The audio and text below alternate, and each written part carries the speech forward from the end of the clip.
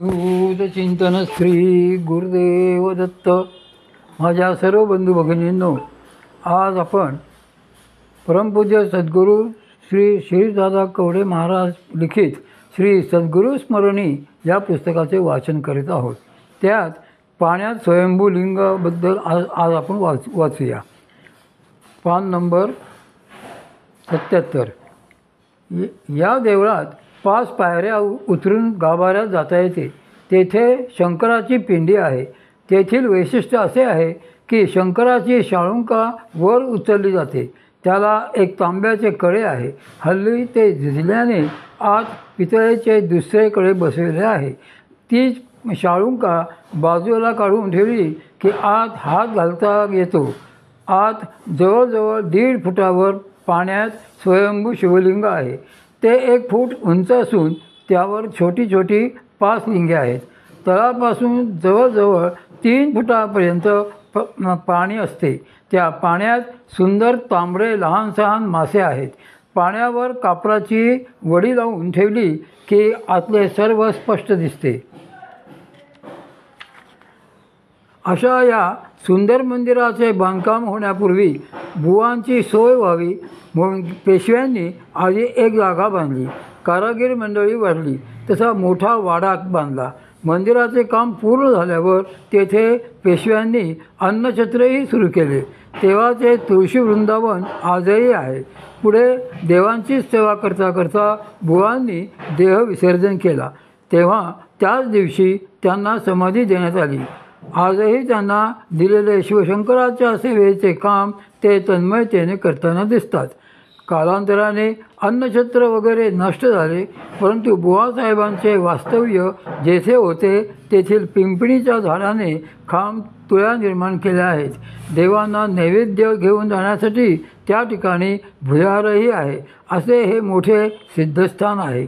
दत्तोपंतांनी सांगितलेली ती अद्भुतरम्य हकीकत ऐकून सगळ्यांना देवांच्या लीलेचे कौतुक वाटले. मनोमन सगळ्यांनी बुवासाहेबांना धन्यवादही दिले. दत्तोपंत आणि पार्वती देवी नाही मुलांवर दत्तोपंत आणि पार्वती देवींनाही मुलावर देवाची कृपादृष्टी आहे हे बघून समाधान वाटले.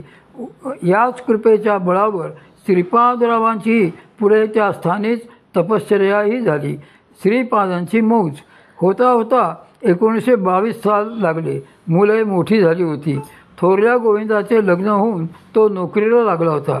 त्याच्या पाठचा रघुनाथही शेतीभातीच्या कामात लक्ष घालू लागला होता. श्रीपाद आता 8 वर्षाचा व्हायला आला होता. शाळेतही जात होता. शास्त्राप्रमाणे तो आता मौंजीच्या वयाचा झाला होता. नरहर बुवा सोनटक्क्यांचा एकूणच हा भाचा फार आवडता होता. त्यांनी या उपनयनाच्या कार्यात स्वतः पुढाकार घेतला. मौंजी बंधनाची तिथी ठरली. निमंत्रणे गेली. दोन्ही दारी मांडव पडला. घर भरून पाहुणे मंडळी जमली. शुभमुहूर्तावर मोठ्या थाटात श्रीपादची मौंज लागली. धर्मकार्य यथासांग पार पडले. दत्तोपंतांनी श्रीपादला मांडीवर बसवून घेऊन त्याच्या उजव्या कानात रीतीप्रमाणे गायत्री मंत्राचा उपदेश केला. आजवर जपलेले स्वतः अनुष्ठानाने जागृत ठेवलेले तेजस्वी मंत्रराजाचे सामर्थ्य त्यांनी श्रीपादला हस्तांतरित केले. मौंजीनंतर गावातल्या वेदशास्त्र पारंगत मांडगे गुरुजींकडे श्रीपादचे धर्मशिक्षण सुरू झाले. स्वशाखोपनिषद, गीता, विष्णू सहस्रनाम सहस्त्रकम, श्री रौद्रम पुरुषम सौरम जपेत मुच्यते बंधनात या श्लोकाप्रमाणे त्याच्यावर शिक्षण संस्कार सुरू झाले. घरी दत्तोपंतांचे मार्गदर्शन होतेच. गीतेचे पठण 7-7 दिवसात क्रमाने होई. सूर्यनमस्कार रोज घालावे लागत. विष्णू सहस्रनाम, पुरुष सुक्त, रुद्र आदीच्या संथा गुरुजी देत असत. असे या ब्रह्मचर्य आश्रमातले दिवस श्रीपादच्या धार्मिक शिक्षणासाठी जात होते. नंतर काही दिवसांनी दत्तोपंतांच्या मनात नागाधिराज हिमालयाची यात्रा करावी असे आले. मार्गातल्या सगळ्या तीर्थयात्रा कराव्यात. देवनागाधिराज हिमालयाचेही दर्शन घ्यावे असा त्यांनी बेत आखला. त्या यात्रेत परमपूज्य श्री वासुदेवानंद सरस्वती स्वामी महाराजांच्या आदेशाने श्रीपादलाही आपल्याबरोबर न्यायचे त्यांनी ठरविले. तपश्चर्येचे प्रारंभिक पाठ श्रीपादला या यात्रेतून देण्याची देवांचीच अद्भुत योजना असावी. लहानगा श्रीपाद मात्र केवळ या यात्रेच्या कल्पनेनेच अंतर्बाह्य मोहरून आनंदून गेला होता. तो पुण्याद्री हिमालय आता जणू त्यांच्या भावी आयुष्याचे गुजच त्यांच्या कानात सांगणार होता.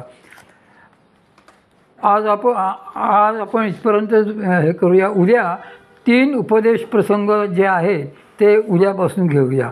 अवधूत चिंतन श्री गुरुदेव दत्त.